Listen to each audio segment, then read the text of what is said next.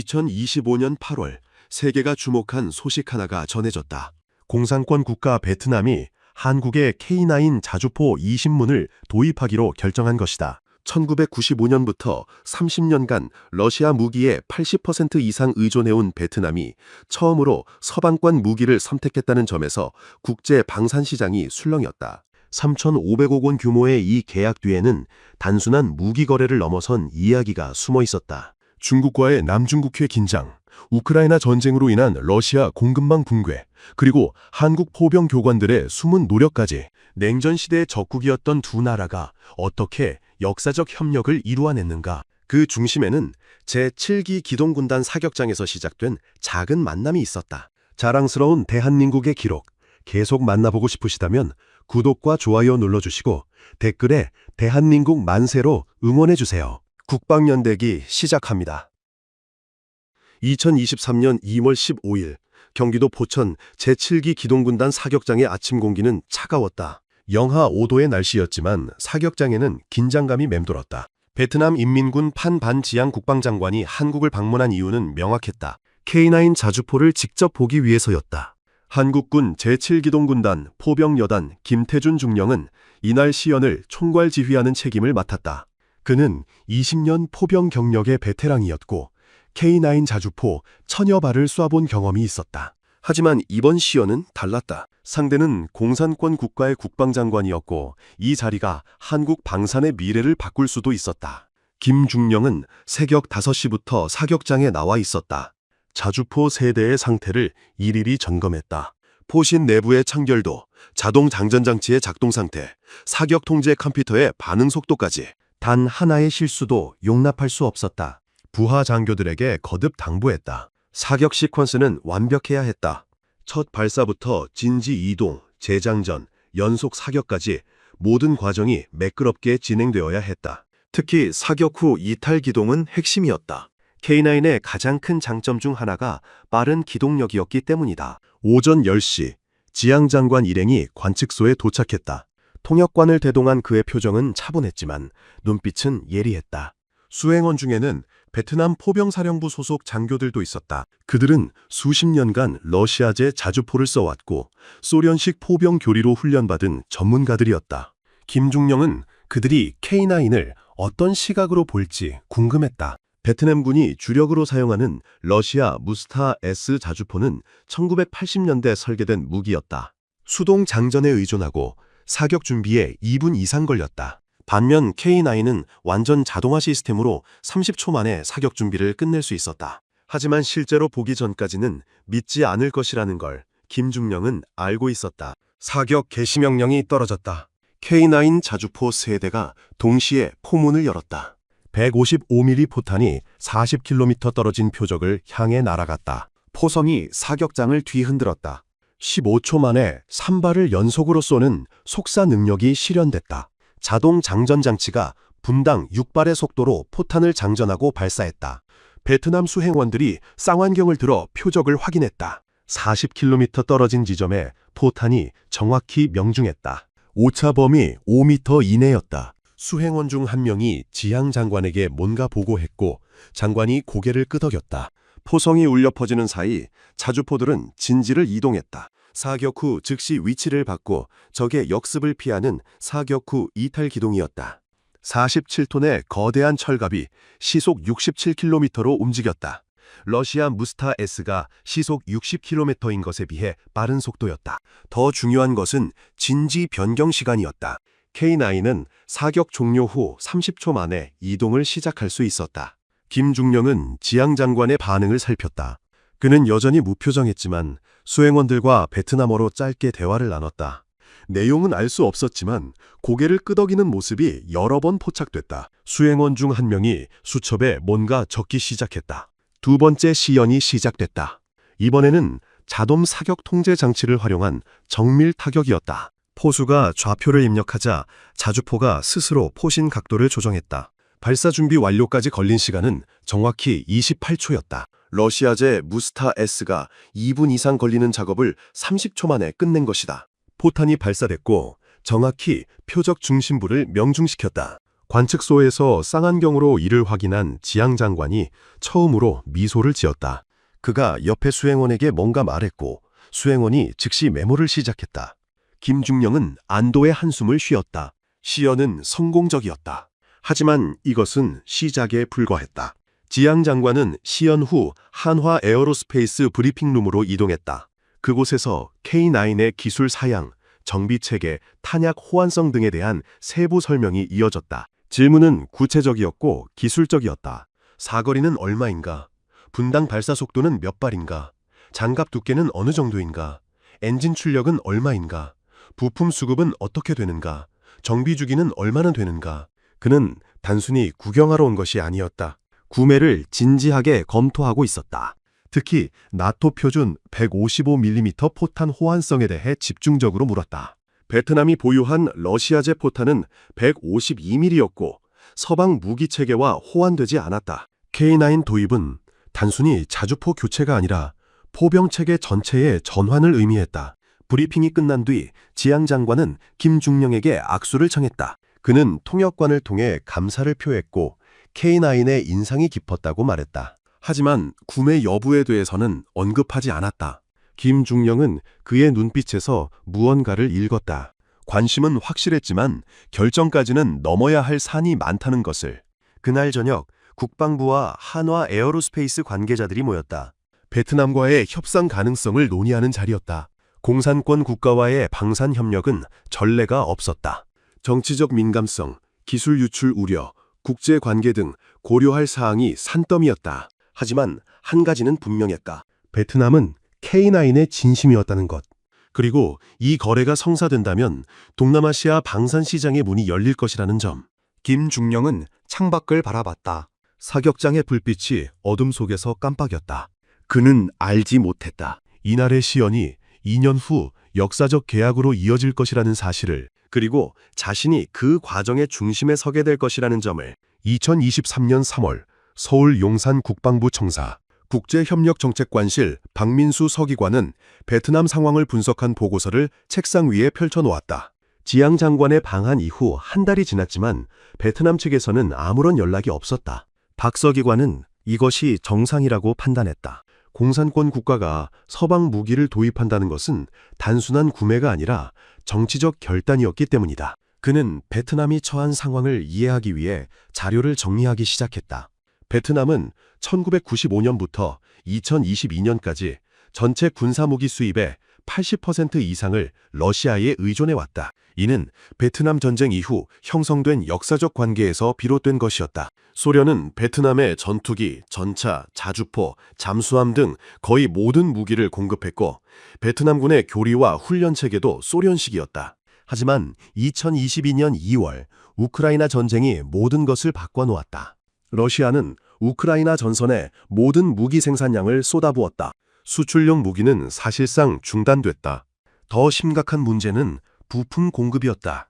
베트남이 보유한 러시아제 무기들은 정비와 수리를 위해 러시아산 부품이 필요했다. 하지만 서방의 경제 제재로 러시아 방언업체들은 부품 생산에 차질을 빚었다. 베트남군이 보유한 킬로급 잠수함 6척은 부품 부족으로 제대로 운영되지 못했다. Su-30 전투기와 T-90 전차도 마찬가지였다. 박 서기관이 주목한 것은 베트남의 포병 전력이었다. 베트남군은 3,040문 이상의 포를 보유하고 있었지만 그중 자주포는 겨우 60문에 불과했다. 대부분이 베트남 전쟁 시절 미군에게서 노획한 M107 자주포였고 일부는 러시아에서 도입한 무스타 S였다. 문제는 이 무기들이 모두 30년 이상 노후화됐다는 점이었다. 정비 부품은 구하기 어려웠고 성능은 현대전 기준에 한참 못 미쳤다. 더 큰 문제는 중국이었다. 박 서기관은 남중국해 지도를 펼쳤다. 베트남과 중국은 스프래틀리 군도를 놓고 영토 분쟁 중이었다. 중국은 이 일대에 인공섬을 건설하고 군사기지를 세웠다. 레이더, 미사일, 전투기 경납고까지 갖춘 완전한 군사 요새였다. 베트남은 이에 대응할 수단이 부족했다. 해군력에서 중국과 비교할 수 없었고 공군력도 열세였다. 유일하게 대응할 수 있는 것이 육상 기반 장거리 포병이었다. 만약 중국이 베트남 본토를 위협한다면 해안에 배치된 자주포가 마지막 방어선이 될 것이었다. 하지만 베트남이 보유한 노후 자주포로는 중국의 현대화된 포병 전력을 막을 수 없었다. 중국군은 PLG-05 자주포를 대량 배치했고 사거리 50km의 자동화 시스템을 갖춘 최신형 무기였다. 베트남의 무스타-S는 사거리 40km의 수동 장전 방식이었다. 기술 격차는 명확했다. 박서기관은 베트남이 왜 K9에 주목했는지 이해할 수 있었다. K9은 사거리 40km에서 50km까지 가능했고 자동 장전 장치로 분당 6발을 쏠 수 있었다. 사격 준비 시간은 30초, 진지 이동은 즉시 가능했다. 무엇보다 중요한 것은 나토 표준 탄약을 사용한다는 점이었다. 이는 베트남이 서방 무기 체계로 전환할 수 있는 발판이 됐다. 하지만 문제도 있었다. 베트남은 공산당 일당 독재 국가였고 북한과 우호 관계를 유지하고 있었다. 한국이 베트남에 첨단 무기를 수출하는 것이 안보에 위협이 될 수 있다는 우려가 국내에서 제기됐다. 특히 K9의 사격 통제 시스템과 자동화 기술이 북한에 흘러갈 가능성을 배제할 수 없었다. 박 서기관은 외교부와 국정원의 보고서도 검토했다. 베트남은 중국과 복잡한 관계였다. 역사적으로 여러 차례 전쟁을 치렀고 1979년에는 중국이 베트남을 침공하기도 했다. 현재도 남중국해 문제로 갈등이 지속됐다. 하지만 경제적으로는 중국에 크게 의존했다. 베트남의 최대 교역국이 중국이었고 관광과 투자도 중국에서 많이 들어왔다. 베트남이 한국 무기를 도입한다면 중국이 어떻게 반응할지 예측하기 어려웠다. 경제 보복을 할 수도 있었고 남중국해에서 군사적 압박을 강화할 수도 있었다. 베트남 입장에서는 매우 신중한 결정이 필요했다. 한편 한국에게도 이 거래는 중요했다. 2022년 우크라이나 전쟁 이후 K9 자주포 수출이 급증했다. 폴란드, 핀란드, 에스토니아, 노르웨이 등 유럽 국가들이 앞다투어 K9을 도입했다. 러시아 위협에 대응하기 위해서였다.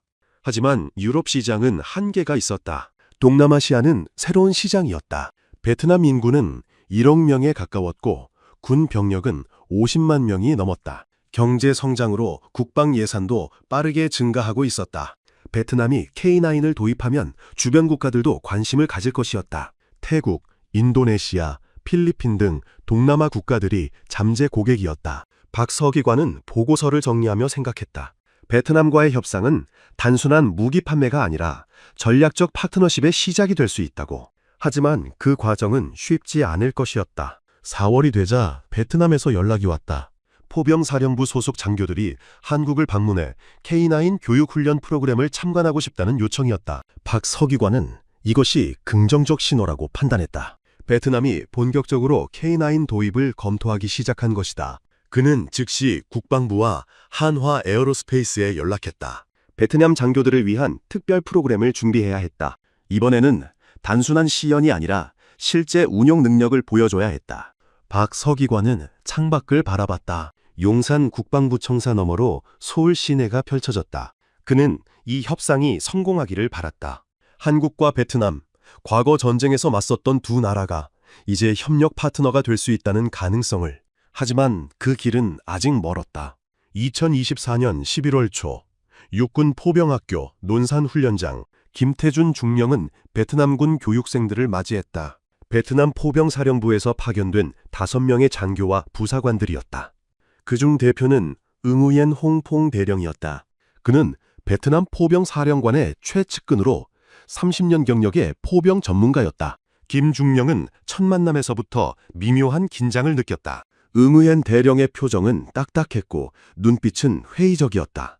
그는 통역관을 통해 간단히 인사했지만 웃음은 없었다. 김중령은 이해할 수 있었다. 베트남군에게 러시아 무기는 30년 넘게 함께한 동반자였고 갑자기 서방 무기로 바꾸는 것은 쉬운 결정이 아니었을 것이다. 교육 첫날, 김중령은 K9 자주포의 기본 구조를 설명했다. 자동장전 장치, 사격 통제 컴퓨터, GPS 연동 시스템 등. 하지만 응우엔 대령은 계속 질문을 던졌다. 왜 자동장전 장치가 필요한가? 수동장전으로도 충분하지 않은가? 사격 통제 컴퓨터가 고장나면 어떻게 하는가? GPS가 교란되면 사격이 불가능한 것 아닌가? 김중령은 차분히 답했다. 자동 장전 장치는 승무원 피로도를 줄이고 발사 속도를 3배 높인다고. 컴퓨터 고장 시에는 수동 모드로 전환할 수 있다고. GPS 없이도 관성 항법 장치와 레이저 거리 측정기로 사격이 가능하다고. 하지만 응우엔 대령의 표정은 여전히 굳어 있었다. 이틀째 되는 날 실제 사격 훈련이 시작됐다. 베트남 교육생들이 K9 자주포에 탑승해 조작법을 익혔다. 김중령은 포수석에서 응우엔 대령을 지도했다. 좌표를 입력하고 사격 각도를 확인하고 발사 버튼을 누르는 과정. 하지만 응우엔 대령은 계속 머뭇거렸다. 그는 통역관을 통해 말했다. 러시아 무스타 S에서는 포수가 직접 포신 각도를 조정한다고. 컴퓨터에 의존하는 것이 불안하다고. 김중령은 설명했다. K9의 자동 조준 시스템은 오차 범위 1밀리라디안 이내라고. 사람이 수동으로 조준하는 것보다 10배 정확하다고. 하지만 응우엔 대령은 고개를 저었다. 그는 자신의 눈과 손을 믿는다고 했다. 김중령은 실전 상황을 시뮬레이션했다. 적 포병이 역습 사격을 준비하고 있다는 가정이었다. 사격 후 30초 이내에 진지를 이탈해야 살아남을 수 있었다. K9은 자동 시스템으로 사격 준비를 15초 만에 끝냈다. 발사 후 즉시 이동 명령을 내렸고 자주포는 30초 만에 새로운 진지로 이동했다. 하지만 응우엔 대령이 수동 모드로 시도했을 때는 달랐다. 사격 준비에 1분 30초가 걸렸다. 실전이었다면 적의 역습 사격에 당했을 시간이었다. 김중령은 그에게 결과를 보게 줬다. 자동 시스템과 수동 조작의 시간 차이를. 하지만 응우엔 대령은 여전히 납득하지 못한 표정이었다. 사흘째 되는 날 더 큰 문제가 터졌다. 베트남 교육생 중 한 명이 김중령에게 조용히 다가왔다. 그는 영어로 말했다. 베트남 내부에서 K9 도입에 대한 반대가 심하다고. 특히 러시아 무기를 오랫동안 다뤄온 고위 장성들이 강하게 반발하고 있다고. 그들은 러시아 무기가 검증됐고 부품 수급도 익숙하다고 주장한다고. 서방 무기는 비싸고 유지비도 많이 든다고 반대한다고. 더 심각한 것은 중국의 압박이었다. 베트남이 서방 무기를 도입하면 중국이 경제 보복을 할 것이라는 우려가 정부 내부에서 나온다고 했다. 김중령은 충격을 받았다. 협상이 생각보다 훨씬 복잡한 정치적 문제였다는 것을 깨달았다. 그날 저녁 김중령은 국방부 박민수 서기관에게 전화했다. 상황을 보고했다. 베트남 측의 기술적 회의론과 내부 정치적 반대를. 박 서기관은 한숨을 쉬었다. 예상했던 문제라고 했다. 베트남은 단순히 무기를 사는 것이 아니라 30년간 유지해온 러시아 의존 체계를 완전히 바꾸는 결정을 하는 것이라고.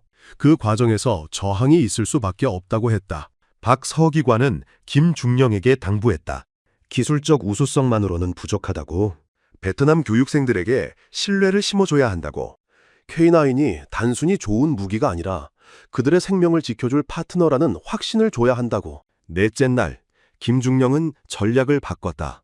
기술 설명 대신 실전 경험을 공유하기로 했다. 그는 응우엔 대령과 단둘이 앉아 이야기했다. 통역관을 통해 자신의 경험을 들려줬다. 2015년 연평도 인근 서해에서 북한 포격 위협이 있었을 때 K9 자주포 부대가 어떻게 대응했는지. 자동화 시스템 덕분에 5분 만에 전 포대가 사격 준비를 끝냈고 북한의 추가 도발을 억제했다는 이야기. 만약 수동 시스템이었다면 15분 이상 걸렸을 것이고 그 사이 북한이 선제 공격했을 수도 있었다는 점. 응우엔 대령의 표정이 조금 부드러워졌다. 그가 물었다. K9을 믿을 수 있느냐고. 김중령은 대답했다. 자신의 목숨을 K9에 맡긴 적이 수십 번이라고. 단 한 번도 실망한 적 없다고. 응우엔 대령이 말했다. 베트남도 중국의 위협에 직면해 있다고. 남중국해에서 중국 해군이 점점 공격적으로 변하고 있다고. 베트남 해안에 배치된 포병이 마지막 방어선이라고. 하지만 노후한 무스타 S로는 중국의 현대화된 포병을 막을 수 없다고. 그래서 K9에 관심을 갖게 됐다고. 하지만 정부 내부의 반대가 심하고 중국의 눈치도 봐야 한다고. 결정이 쉽지 않다고 했다. 김중령은 이해한다고 답했다. 하지만 한 가지는 확실하다고 말했다. K9은 베트남 군인들의 생명을 지킬 수 있는 무기라고. 그것만은 자신할 수 있다고. 응우엔 대령이 처음으로 미소를 지었다. 그가 말했다. 훈련을 계속하겠다고. 제대로 배워서 베트남으로 돌아가겠다고. 김중령은 안도했다. 첫 번째 고비를 넘긴 것 같았다. 하지만 더 큰 시련이 기다리고 있다는 것을 그는 아직 몰랐다. 2024년 12월 3일 새벽, 서울 용산 국방부 박민수 서기관은 긴급 소집된 회의실에 앉아 있었다. TV 화면에는 비상계엄 선포 뉴스가 반복 재생됐다. 윤석열 대통령이 전날 밤 비상계엄을 선포했고 몇 시간 만에 국회에서 해제됐지만 정치적 혼란은 시작됐다. 박 서기관은 즉시 베트남 상황을 점검했다. 응우엔 홍퐁 내룡을 포함한 베트남 교육생들은 훈련을 마치고 본국으로 돌아간 상태였다. 하지만 K9 도입 협상은 막바지 단계에 있었다. 계약서 초안까지 작성된 상황이었다. 문제는 한국의 정치적 혼란이 베트남에 어떤 신호로 받아들여질지였다. 오전 10시 베트남 대사관에서 전화가 왔다. 박 서기관은 불길한 예감이 들었다. 베트남 국방부 국제협력국장이라는 사람이었다. 그는 조심스럽게 말했다. 한국의 정치 상황을 우려하고 있다고. 베트남 정부 내부에서 협상 중단을 검토하는 목소리가 나온다고. 특히 보수파 장성들이 한국의 정치적 불안정을 이유로 계약을 재검토해야 한다고 주장한다고 했다. 박 서기관은 해명하려 했다. 계엄은 해제됐고 민주적 절차가 작동하고 있다고. 하지만 상대방은 이미 전화를 끊었다. 박 서기관은 책상을 쳤다. 1년 넘게 공들인 협상이 한순간에 무너질 위기였다. 같은 시각 하노이 베트남 국방부 응우옌 홍퐁 대령은 포병 사령관 앞에 서 있었다. 사령관은 노년의 장성으로 베트남 전쟁 참전 용사였다. 그는 러시아 무기 체계를 신봉하는 인물이었다. 사령관이 물었다. 한국 무기를 정말로 믿을 수 있느냐고. 정치적으로 불안정한 나라에 무기 체계를 도입하는 것이 안전하냐고. 응구옌 대령은 대답했다. K9의 성능은 검증됐다고. 자신이 직접 훈련을 받았고 러시아 무기보다 우수하다고 확신한다고. 하지만 사령관은 고개를 저었다. 성능만이 전부가 아니라고 했다. 정치적 안정성, 장기적 협력 가능성도 중요하다고. 한국은 지금 그것을 보장할 수 있는 상황이 아니라고 말했다. 응우옌 대령은 반박했다. 러시아는 우크라이나 전쟁으로 부품 공급도 제대로 못하고 있다고. 무스타S는 이미 30년 넘은 구식이고 중국의 현대화된 포병을 막을 수 없다고. K9 도입은 베트남 포병의 유일한 현대화 방안이라고 주장했다. 하지만 사령관은 단호했다. 일주일 내에 상황을 재검토하겠다고. 한국의 정치가 안정되지 않으면 계약은 무산될 수도 있다고 통보했다. 응우옌 대령은 절망했다. 자신이 1년 동안 준비한 모든 것이 한국의 내부 정치 때문에 무너질 위기였다. 12월 5일 더 큰 충격이 왔다.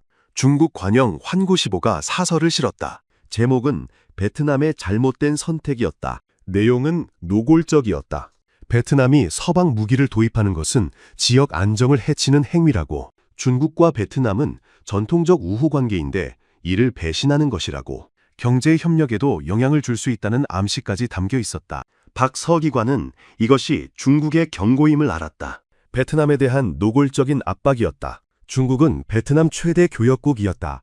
경제 보복이 현실화되면 베트남 경제는 타격을 받을 수밖에 없었다. 베트남 정부는 즉시 혼란에 빠졌다. 외교부와 경제부는 중국 자극을 피해야 한다고 주장했다.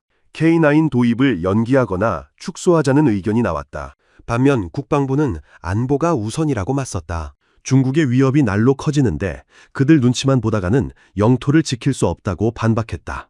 베트남 공산당 내부에서도 의견이 갈렸다. 보수파는 중국과의 관계를 중시했고 개혁파는 무기 공급 다변화가 필요하다고 주장했다. 협상은 사실상 중단됐다.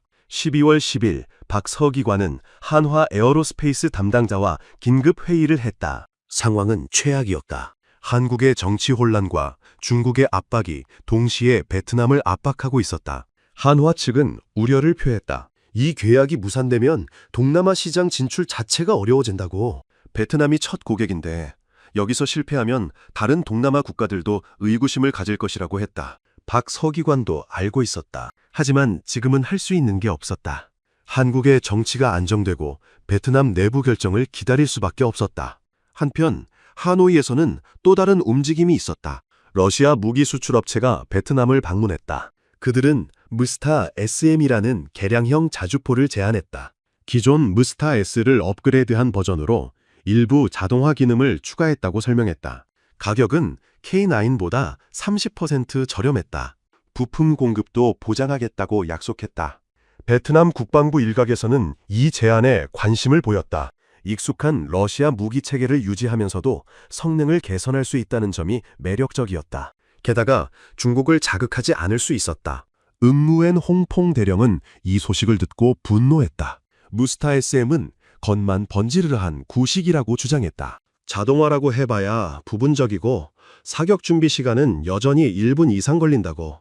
K9과는 비교할 수 없다고 역설했다. 하지만 그의 목소리는 점점 작아지고 있었다. 정치적 현실 앞에서 기술적 우수성은 힘을 잃어가고 있었다. 12월 중순 베트남 국방부는 K9 도입 협상을 공식 중단한다고 통보했다. 이유는 한국의 정치 상황 불안정과 추가 검토 필요였다. 사실상 무산 선언이었다. 박서기관은 허탈했다. 1년 넘게 공들인 협상이 한순간에 무너졌다. 김태준 중령에게 전화했다. 상황을 알렸다. 김중령도 침묵했다. 그가 응우옌 대령과 함께 훈련하며 쌓은 신뢰가 무용지물이 된 것 같았다. 하지만 박서기관은 포기하지 않았다.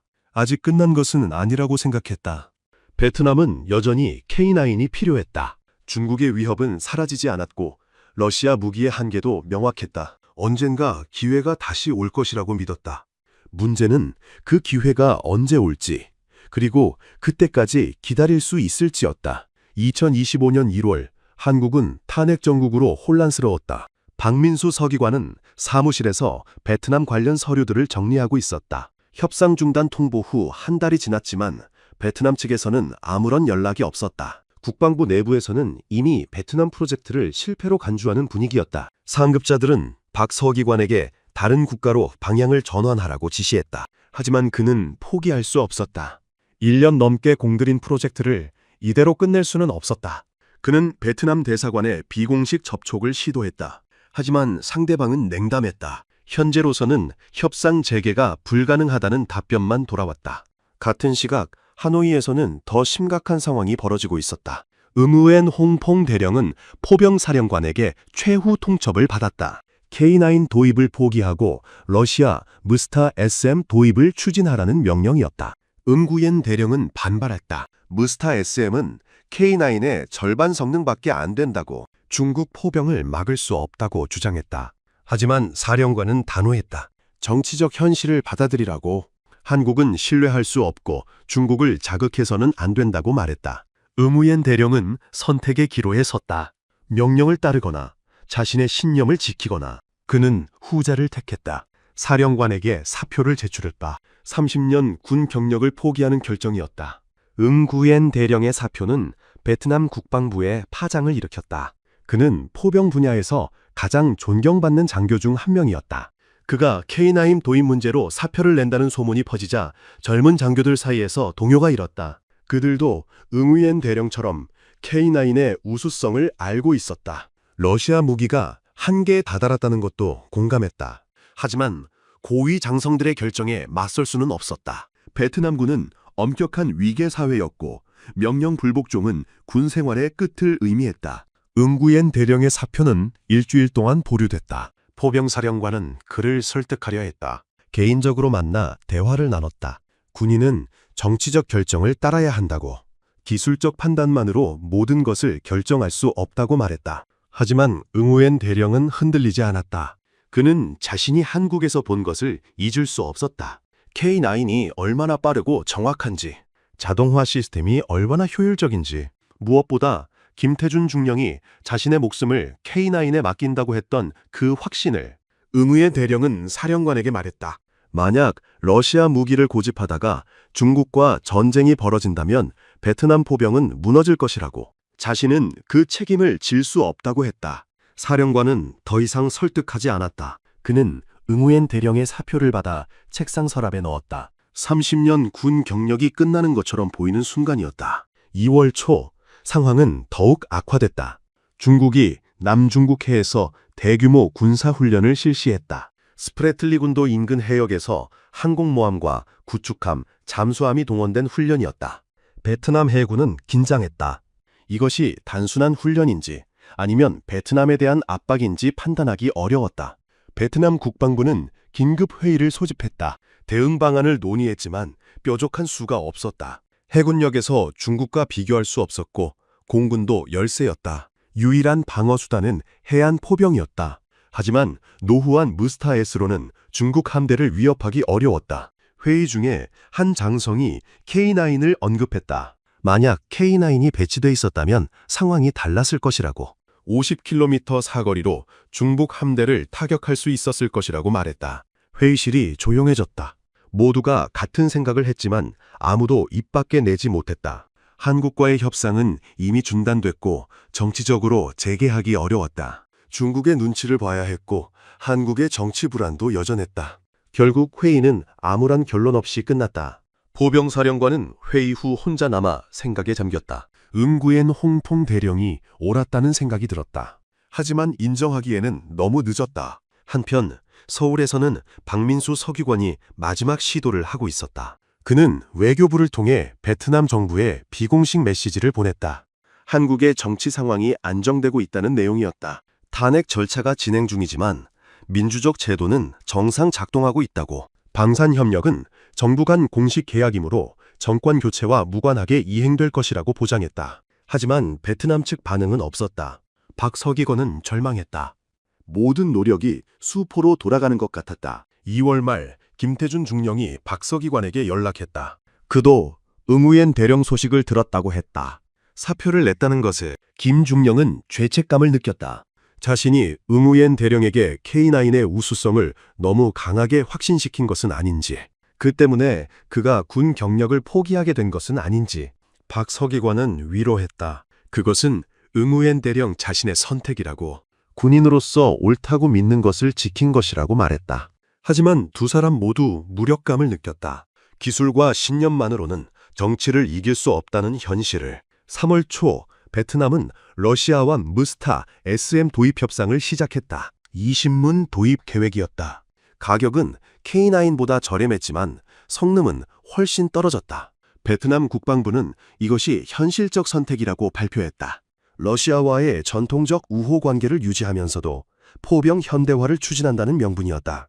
박 서기관은 이 소식을 듣고 좌절했다. 2년 동안의 노력이 완전히 물거품이 된 것 같았다. 동남아 시장 진출의 꿈도 사라졌다. 3월 중순 김태준 중령은 사격장에서 홀로 K9 자주포를 바라봤다. 그는 응우옌 대령과 함께 이 자리에 섰던 기억을 떠올렸다. 그가 처음으로 K9의 가치를 인정하던 순간을, 그리고 자신에게 베트남 군인들의 생명을 지켜달라고 믿음을 보냈던 그 눈빛을. 김 중령은 무력했다. 아무리 좋은 무기를 만들어도 정치가 막으면 소용없다는 현실이 답답했다. 그는 포신을 쓰다듬었다. K9은 여전히 그 자리에 있었다. 하지만 베트남으로 갈 기회는 사라진 것 같았다. 그러나 두 사람은 몰랐다. 베트남 내부에서 새로운 움직임이 시작되고 있다는 것을, 그리고 그것이 모든 것을 바꿀 것이라는 사실을. 2025년 4월 한국에 새로운 정부가 출범했다. 이재명 대통령이 취임했다. 박민수 서기관은 여전히 국방부 국제협력정책관실에 있었다. 새 정부는 방산 수출을 국정과제로 삼았다. 특히 동남아시아 시장 개척을 강조했다. 박 서기관에게도 베트남 프로젝트 재추진 지시가 내려왔다. 하지만 그는 회의적이었다. 이미 베트남은 러시아와 협상 중이었고 상황을 뒤집기에는 너무 늦었다고 생각했다. 그럼에도 지시는 지시였다. 그는 다시 베트남 대사관에 연락했다. 이번에는 새 정부의 의지를 강조했다. 한국의 정치가 안정됐고 방산협력에 대한 정부 차원의 지원이 보장된다고 설명했다. 놀랍게도 베트남 대사관의 반응이 달랐다. 이전과 달리 관심을 보였다. 비공식 면담을 제안했다. 박 서기관은 의아했지만 즉시 응했다. 4월 말 베트남 대사관 무관과 만났다. 무관은 조심스럽게 말했다. 베트남 내부에서 변화가 있다고. 러시아 무스타 SM 시험 평가 결과가 기대에 못 미쳤다고 했다. 자동화라고 선전했지만 실제로는 반자동에 불과했다고. 사격 준비 시간도 여전히 1분 30초 이상 걸렸다고. 더 중요한 것은 부품 공급이었다. 러시아가 보장한다고 했지만 우크라이나 전쟁이 장기화되면서 신뢰할 수 없다는 판단이 나왔다고 했다. 무관은 더 놀라운 이야기를 했다. 베트남 공산당 서기장 또 럼이 직접 K9 문제에 관심을 가지기 시작했다고. 서기장은 베트남 최고 권력자였다. 총리나 국가주석보다 서열이 높았다. 그가 움직이면 상황이 완전히 달라질 수 있었다. 무관은 말했다. 서기장이 중국의 압박에 불만을 품고 있다고? 남중국해 문제로 중국이 계속 베트남을 압박하는데 이제는 무기 도입까지 간섭한다는 것에 분노했다고. 서기장은 베트남의 자주성을 강조하는 인물이었다. 중국의 영향력에서 벗어나야 한다는 생각을 갖고 있었다. K9 도입이 그 신호탄이 될 수 있다고 판단했다는 것이다. 박 서기관은 기회를 포착했다. 즉시 국방부 장관에게 보고했다. 상황이 반전될 가능성이 있다고. 하지만 시간이 없었다. 베트남은 여전히 러시아와 협상 중이었고 조만간 계약이 체결될 수도 있었다. 결단이 필요했다. 국방부는 외교부와 협의했다. 베트남 서기장을 한국으로 초청하자는 제안이 나왔다. 최고 지도자가 직접 한국을 방문해 K9을 보고 양국 관계를 격상시키는 것이었다. 이재명 대통령도 동의했다. 5월 초 한국 정부는 공식적으로 또 럼 서기장을 국빈 방문으로 초청했다. 베트남 내부에서는 논란이 있었다. 보수파는 반대했다. 중국을 자극할 수 있다고 우려했다. 하지만 서기장은 결단했다. 초청을 수락했다. 방문 시기는 8월로 잡혔다. 이는 베트남 서기장이 11년 만에 한국을 방문하는 역사적 사건이었다. 더 중요한 것은 이재명 정부 출범 후 첫 외국 정상 방문이라는 점이었다. 한국과 베트남 모두 이 방문에 특별한 의미를 부여했다. 박 서기관은 준비에 돌입했다. 서기장 방문 일정에 K9 시연과 한화 에어로스페이스 공장 방문을 포함시켰다. 응우옌 홍퐁 베트남 포병 사령관도 동행 명단에 올렸다. 여기서 박 서기관은 놀랐다. 응우옌 홍퐁의 직함이 포병 사령관이었다. 사표를 낸 것이 아니었다. 알고 보니 응우옌 대령의 사표는 수리되지 않았다. 포병 사령관이 보류했고 오히려 그를 승진시켰다. 대령에서 소장으로. 그리고 포병 사령관 직책을 맡겼다. 이전 사령관은 퇴역했다. 베트남 내부에서 세대 교체가 일어난 것이었다. 젊고 개혁적인 장성들이 고위직에 올랐다. 그들은 러시아 의존에서 벗어나 무기 공급을 다변화해야 한다고 주장했던 인물들이었다. 응우옌 소장의 승진은 그 상징이었다. 6월 또 다른 변수가 생겼다. 중국이 남중국해에서 다시 군사훈련을 실시했다. 이번에는 베트남이 시료 지배하는 도서 인근이었다. 명백한 도발이었다. 베트남 국민들이 분노했다. 하노이에서 반중 시위가 일어났다. 베트남 정부도 강하게 항의했다. 하지만 중국은 무시했다. 이 사건은 베트남 내부 여론을 완전히 바꿔놓았다. 중국에 대한 반감이 최고조에 달했다. 이제는 보수파조차 중국 눈치를 보자는 주장을 하기 어려워졌다. 오히려 중국에 맞서야 한다는 목소리가 커졌다. K9 도입은 중국에 대한 군사적 대응이자 베트남의 자주성을 보여주는 상징이 됐다. 7월, 베트남은 러시아와의 무스타 SM 협상을 공식 중단했다. 이유는 성능 미달과 부품 공급 불확실성이었다. 러시아는 항의했지만 베트남은 단호했다.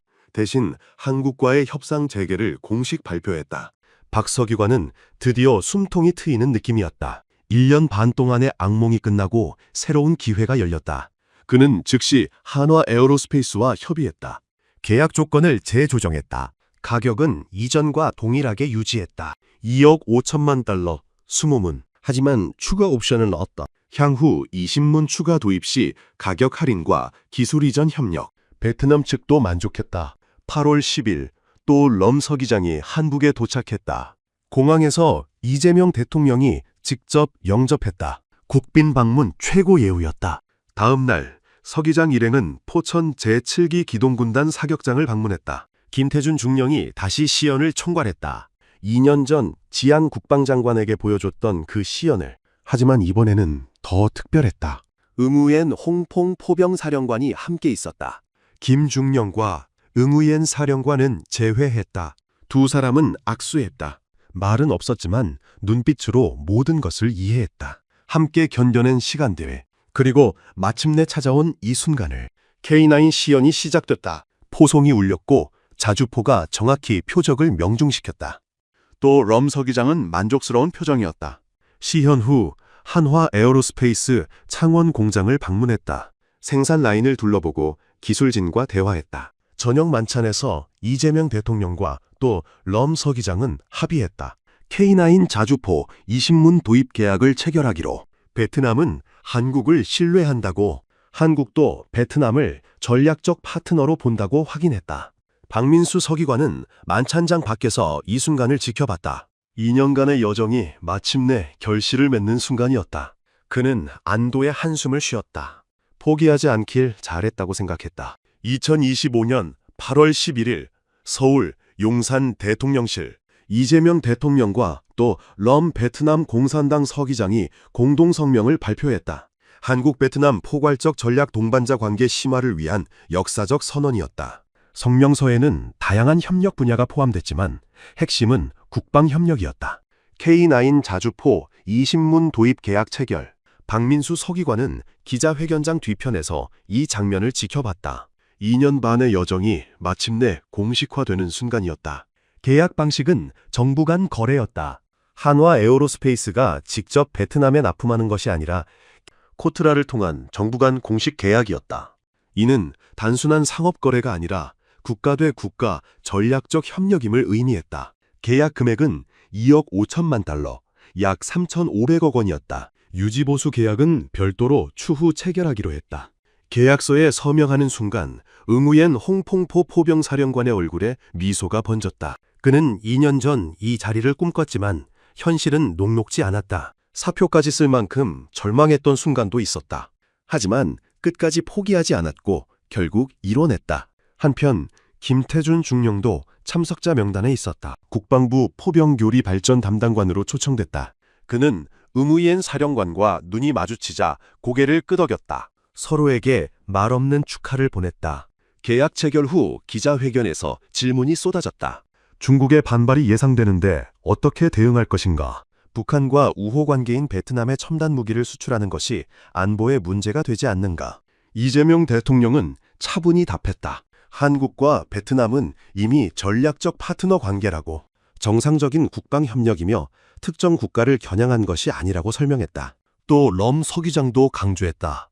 베트남은 자주적으로 무기 공급을 다변화하고 있다고, 어느 나라의 간섭도 받지 않을 것이라고 분명히 했다. 이는 중국을 향한 메시지였다. 실제로 중국 관영 매체들은 이날 보도를 자제했다. 노골적 비난은 없었다. 베트남의 강경한 태도와 국내 반중 여론을 의식한 것으로 보였다. 계약 체결 다음 날 한화 에어로스페이스 창원 공장은 분주했다. K9 자주포 20문 생생 명령이 떨어졌다. 납품 기한은 2026년 상반기였다. 10개월 안에 20문을 생산하고 베트남까지 운송해야 했다. 타이트한 일정이었지만 불가능하지 않았다. 한화는 이미 폴란드, 핀란드 등에 대량 납품한 경험이 있었다. 생산 라인은 효율적으로 돌아갔다. 9월부터 베트남 군인들이 한국에 도착하기 시작했다. 제204 포병여단 소속 장교와 부사관 총 60명이었다. K9 조종, 사격, 정비 교육을 받기 위해서였다. 교육 기간은 6개월. 김태준 중령이 총괄 교관으로 임명됐다. 그는 이번에는 응우옌 사령관의 전폭적 지원을 받았다. 사령관은 교육생들에게 직접 지시했다. K9을 완벽하게 익혀 돌아가라고. 베트남 포병의 미래가 이들에게 달려있다고 강조했다. 교육은 체계적으로 진행됐다. 첫 달은 이론 교육이었다. K9의 구조, 작동 원리, 정비 방법을 배웠다. 베트남 군인들은 열심히 공부했다.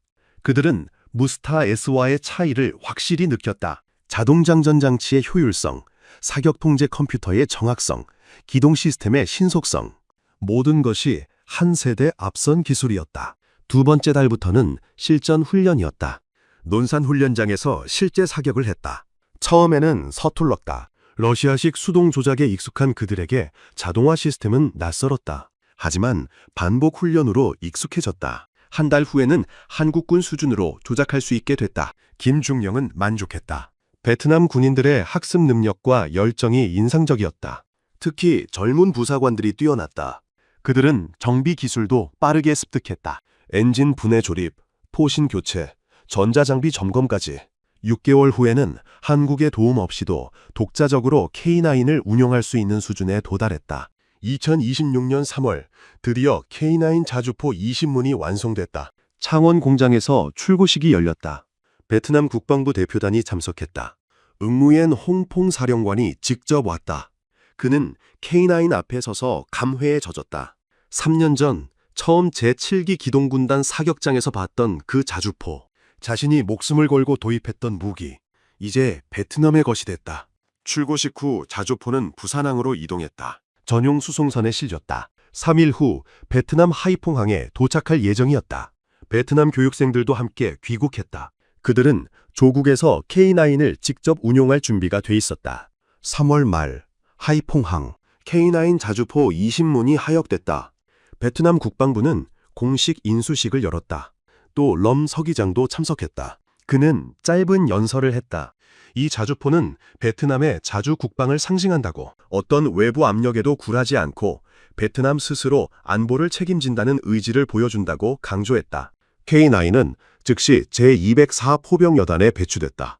여단 주둔지는 베트남 남부 해안 지역이었다. 남중국해를 마주한 전략적 요충지였다. 만약 중국 해군이 베트남 해안을 위협한다면 K9이 첫 번째 방어선이 될 것이었다. 사거리 50km로 중국 함대를 타격할 수 있었다.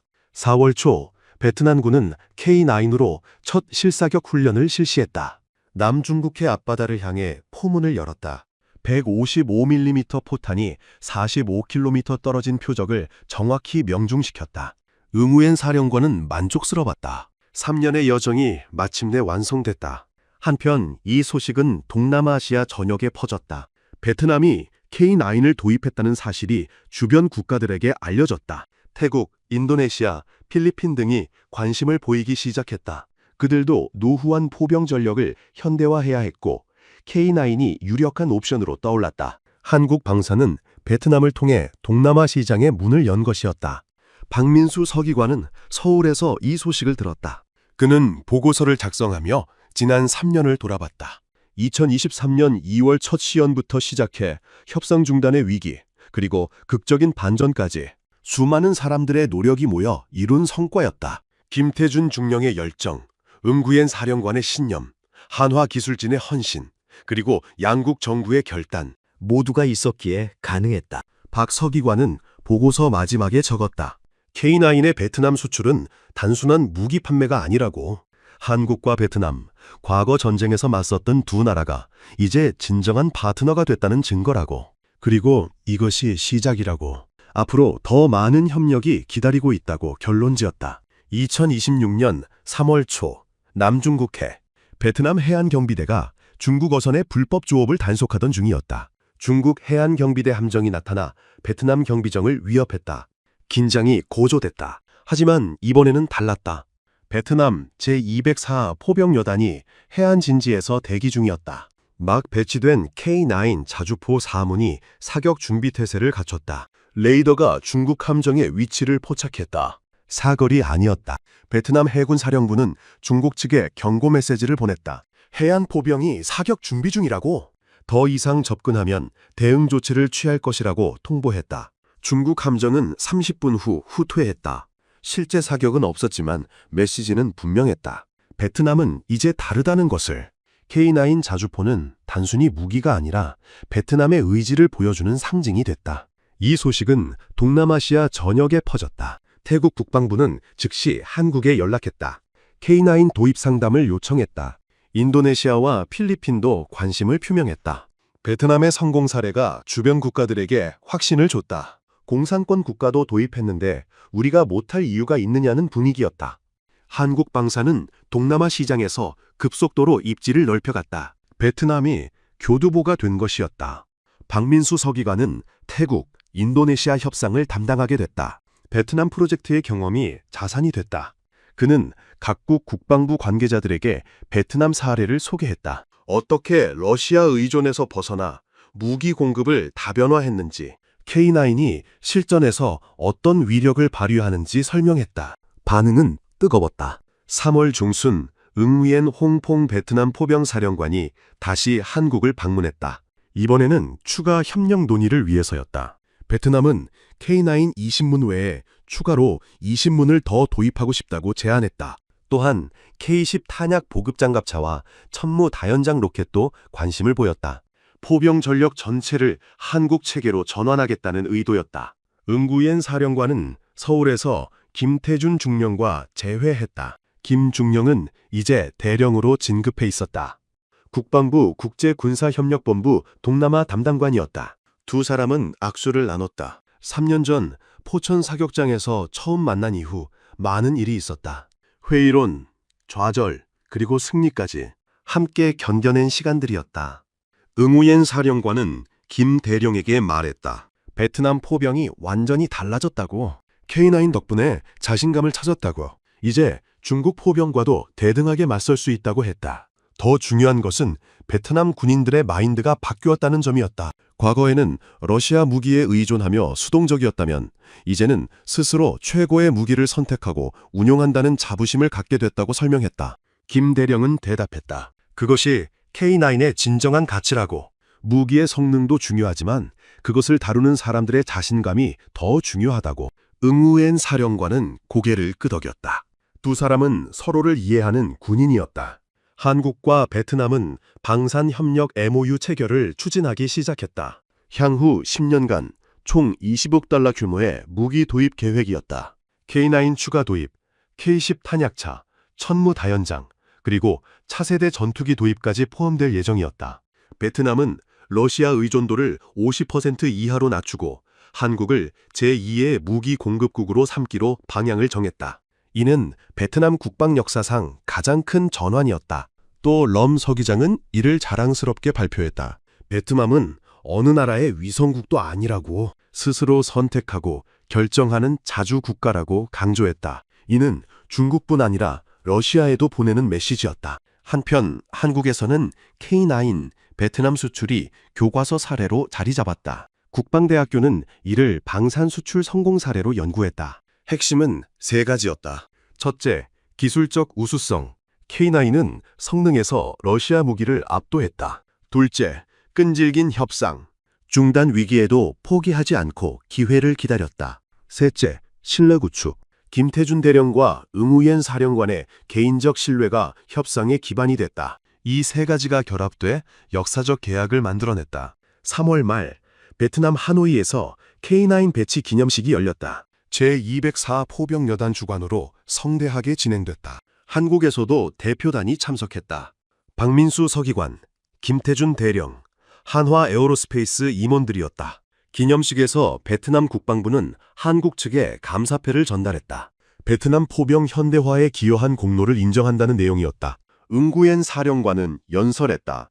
K9은 단순한 무기가 아니라 한국과 베트남 우정의 상징이라고. 두 나라는 과거 전쟁에서 맞섰지만 이제는 진정한 파트너가 됐다고 말했다. 박 서기관은 이 연설을 들으며 감회가 깊었다. 3년 반의 여정이 주마등처럼 스쳤다. 기념식 후 제204 포병여단 막사를 방문했다. 베트남 포병들이 K9을 정비하고 있었다. 그들의 솜씨는 능숙했다. 한국군 못지않았다. 젊은 베트남 부사관이 김 대령에게 말했다. K9은 자신의 생명을 지켜줄 파트너라고. 이 무기와 함께라면 어떤 적도 두렵지 않다고 했다. 김 대령은 3년 전 자신이 응우연 대령에게 했던 말을 떠올렸다. K9에 자신의 목숨을 맡긴 적이 수십 번이고 단 한 번도 실망한 적 없다고 했던 그 말. 이제 베트남 군인들도 같은 확신을 갖게 됐다. 저녁 만찬 자리에서 응우옌 사령관이 건배 제의를 했다. 한국과 베트남 우정을 위해, 그리고 K9을 만든 모든 한국 기술자들에게, 또한 끝까지 포기하지 않았던 양국 협상팀에게 감사를 표했다. 박 서기관과 김 대령은 잔을 들었다. 그들도 감사했다. 베트남이 한국을 믿어줘서, 그리고 함께 역사를 만들어줘서. 하노이의 밤하늘에 별이 빛났다. 한국과 베트남 두 나라의 새로운 시작을 축복하는 듯 했다. K9 자주포는 이제 베트남 해안을 지키며 두 나라 우정의 상징으로 우뚝 섰다. 그리고 이것은 끝이 아니라 시작이었다. 오늘 영상이 좋으셨다면 구독과 좋아요, 댓글로 응원해주세요. 끝까지 시청해주셔서 감사합니다.